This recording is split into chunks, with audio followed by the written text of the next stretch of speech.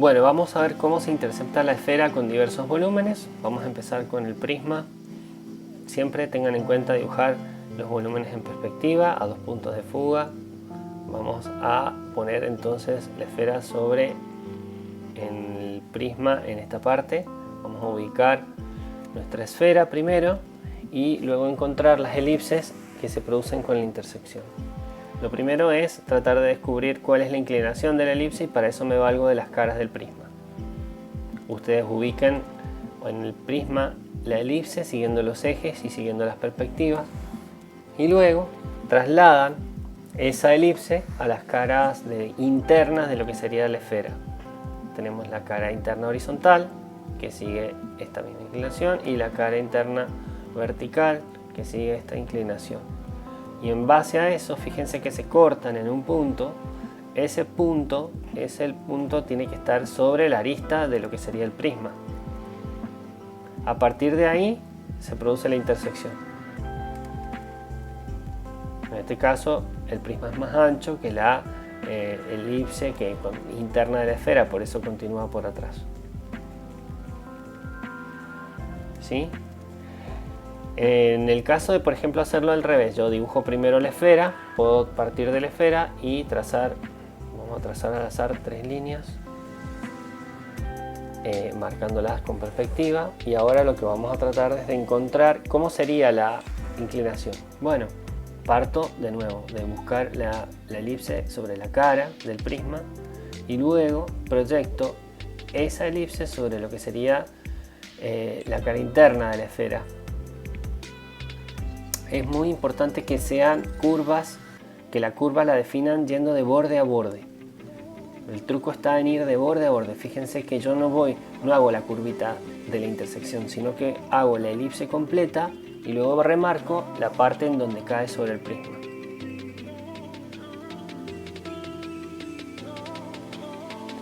En el caso de la intersección con el cilindro, vamos a ver que hay dos cuestiones importantes a tener en cuenta.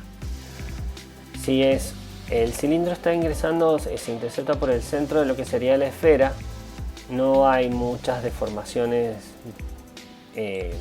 importantes, simplemente se marca la elipse por donde ingresa, que va a tener el mismo diámetro del cilindro.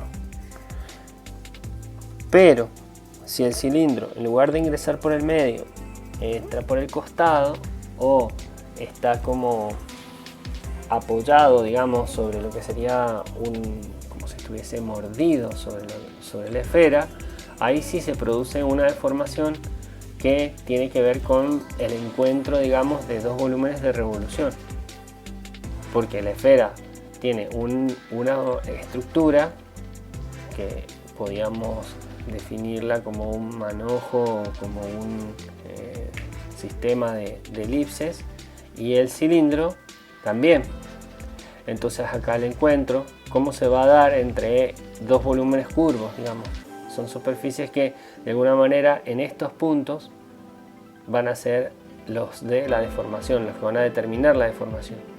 Porque si bien la esfera invade a lo que sería el cilindro, la invade, pero a la vez se tiene que deformar porque la superficie del cilindro es curva. Es clave entonces estudiar bien cuál es la deformación del cilindro.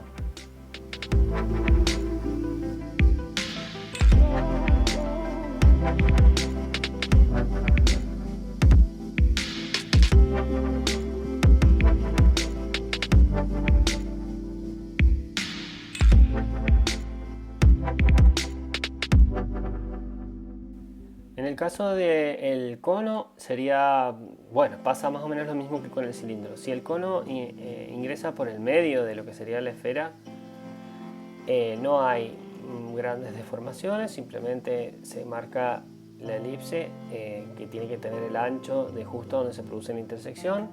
Si el cono es largo, como el que he dibujado, entra por esta parte y sale allá, entonces tiene digamos, toma la inclinación de lo que sería la elipse, de lo que sería el ancho del cono. Pero si el cono está entrando de costado, como pasaba con el cilindro, acá tendré que dibujar, la única diferencia sería que la elipse que define un lado y el otro están oblicuas, ¿ven? Están inclinadas, porque el cono, obviamente, a diferencia del cilindro, se junta en un punto, en un vértice. Entonces, claro, obviamente las elipses de lo que determina su forma son oblicuas. Y ahí se produce la deformación igual que la que se produce en el caso del cilindro, solo que al ir afinándose el cono hacia un extremo, la deformación se va aplanando un poco sobre el final. Pero esas serían las dos diferencias.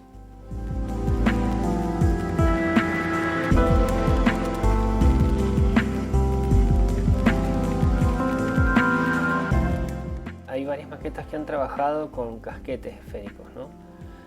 Entonces es importante entender que esto es como si lo tomamos como una naranja, por ejemplo. Si partimos la naranja a la mitad, la cara del medio, la cara interna, es plana y lo que está por fuera es curvo. Entonces, si yo, por ejemplo, estoy trabajando sobre en un casquete esférico, una intersección de un prisma como el que acabo de dibujar, tengo que tener en cuenta que en este punto la intersección es plana, ¿sí? Las líneas entonces van a ser planas, pero si ese prisma fuera largo y saliera por el costado, esta parte acá ya no va a ser plana, tiene que ser curva porque está de alguna forma saliendo por lo que sería la superficie de la esfera. Y esas curvas responden a lo que sería la elipse interna de la esfera, ¿ven? Que va de borde a borde. En el caso de, por ejemplo, si fuera un cilindro lo que se intersecta, bueno, sucede lo mismo. La cara plana corta el cilindro, vamos a dibujar el cilindro, supongamos que viene oblicuo, cae y al caer sobre esa cara plana lo corta siguiendo la inclinación de esa cara plana interna de la elipse, ¿no? De la esfera. Y ahora, en base a eso, yo determino el ancho, ¿no? Pero sigue exactamente los mismos ejes.